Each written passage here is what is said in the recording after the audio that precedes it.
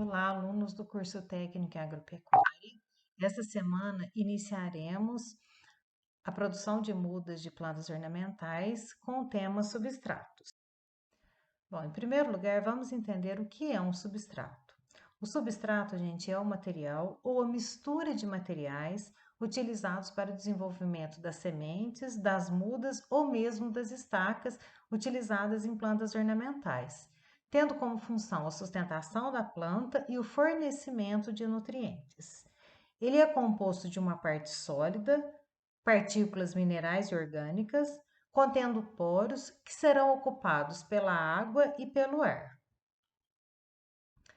Entre as características físicas de um substrato, podemos observar a porosidade adequada, ou seja, o substrato tem que apresentar os poros para que haja armazenamento de ar e de água.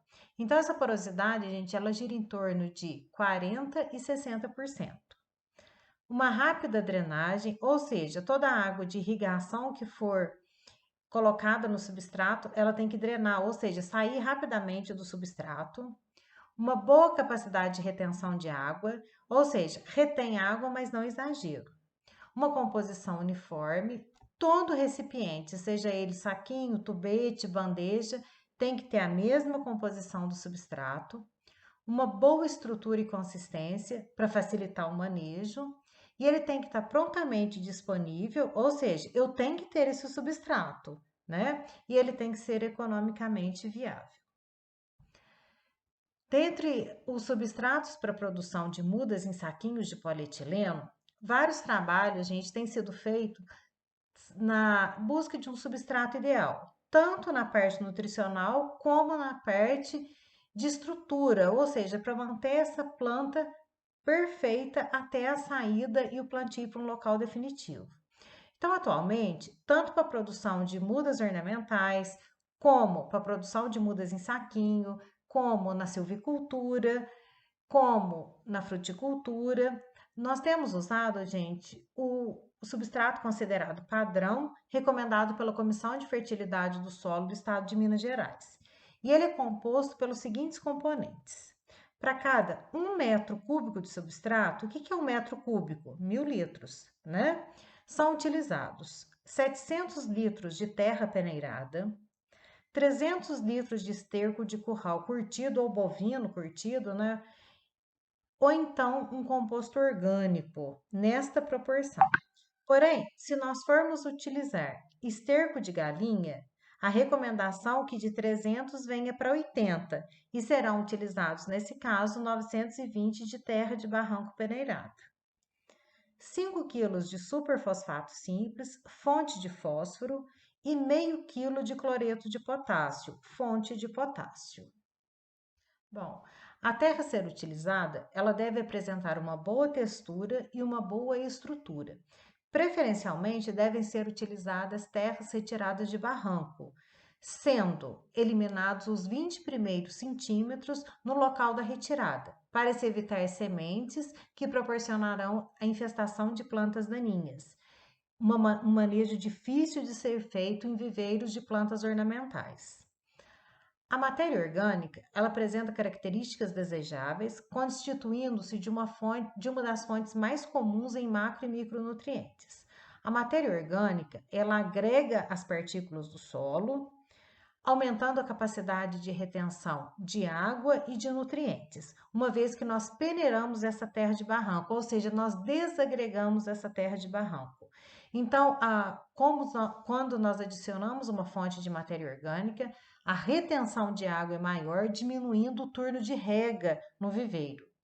Então, devemos levar em consideração também a influência da matéria orgânica no substrato, nos processos microbiológicos, na aeração, na estrutura e na capacidade de retenção de água e na regulação de temperatura do meio. Outra vantagem dos fertilizantes orgânicos é possuir nitrogênio na forma orgânica, que fica retido no substrato por muito mais tempo. Então, são essas características que nós temos que observar na produção de um substrato para o saquinho.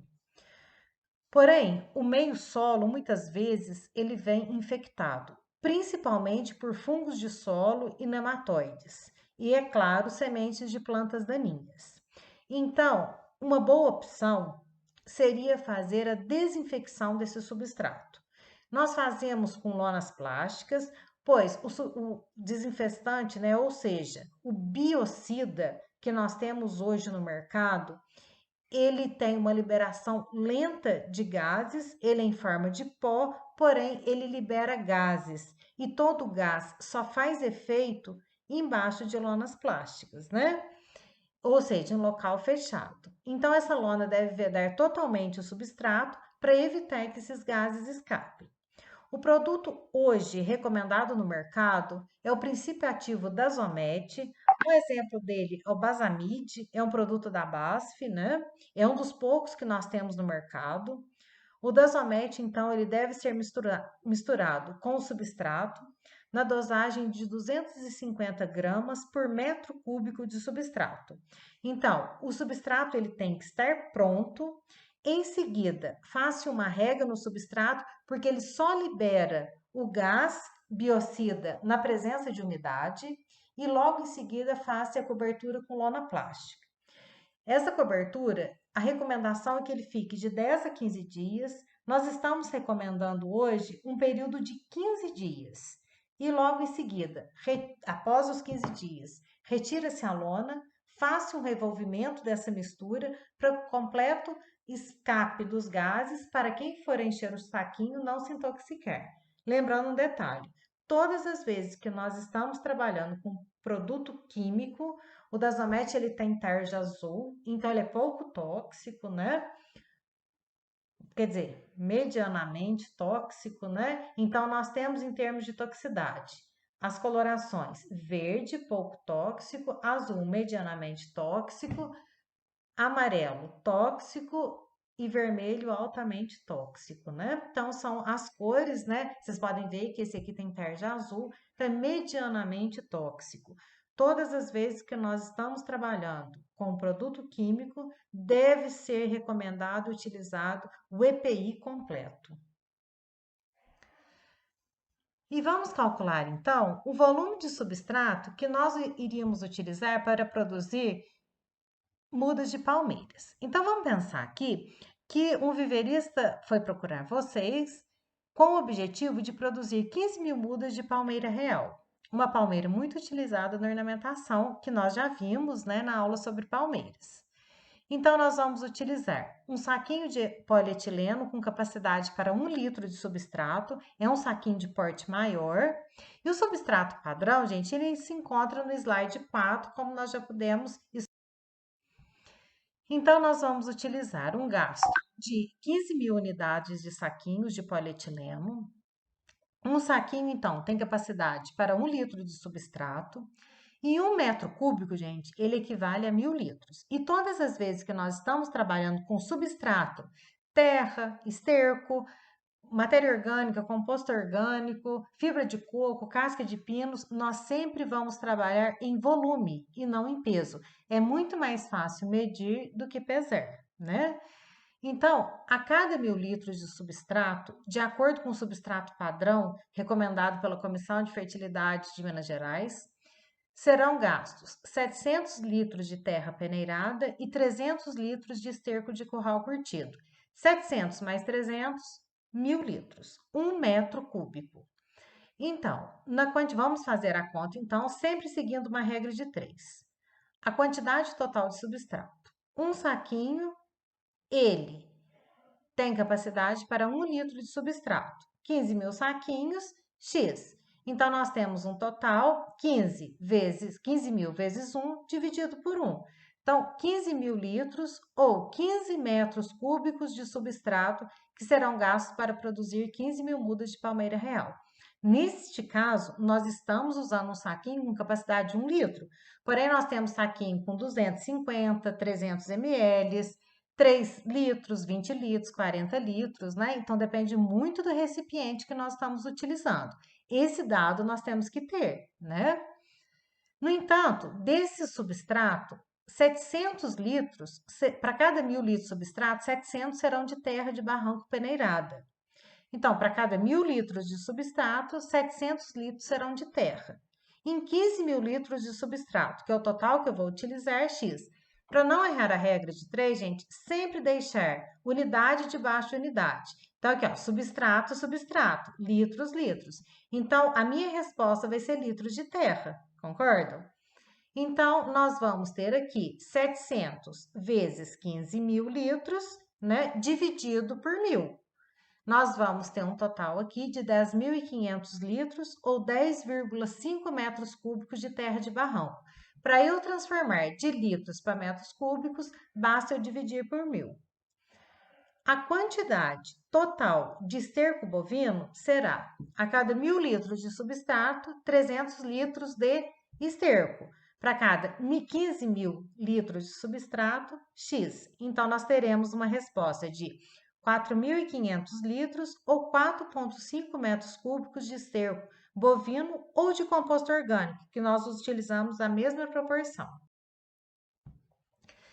Em relação à adubação, nós vamos utilizar 2 fertilizantes químicos. O superfosfato simples, como fonte de fósforo, e o cloreto de potássio, como fonte de potássio.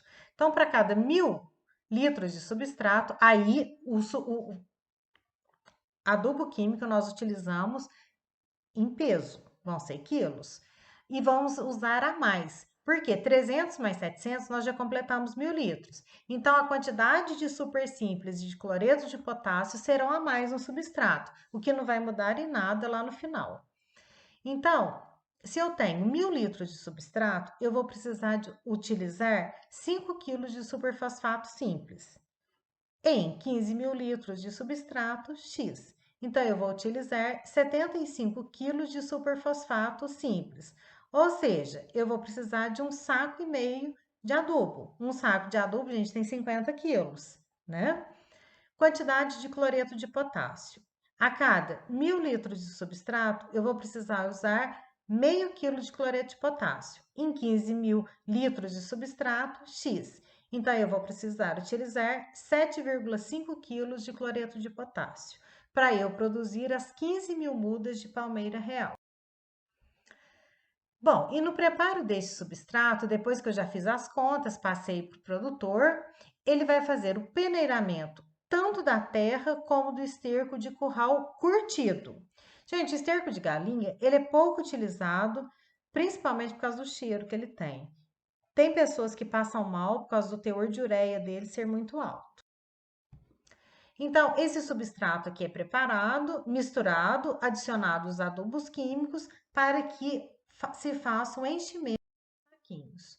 Os saquinhos, gente, eles têm que ficar o mais ereto possível para que eles não tombem, senão prejudica o desenvolvimento das mudas. Aqui, né, uma pessoa enchendo o saquinho e encanteirando com o substrato já pronto.